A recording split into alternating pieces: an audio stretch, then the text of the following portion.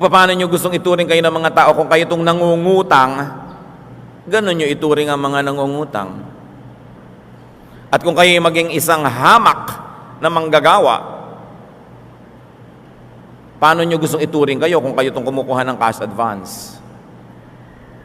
Ganun ngayon ituring yung mga talagang gipit na gipit.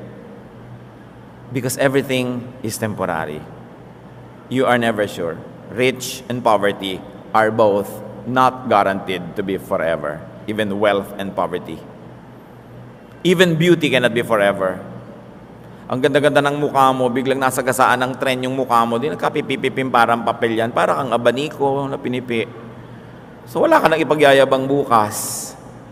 You can never tell. Only foolish people can be proud because foolish people don't think, don't imagine that they might someday need help. Kailangan ng tao lagi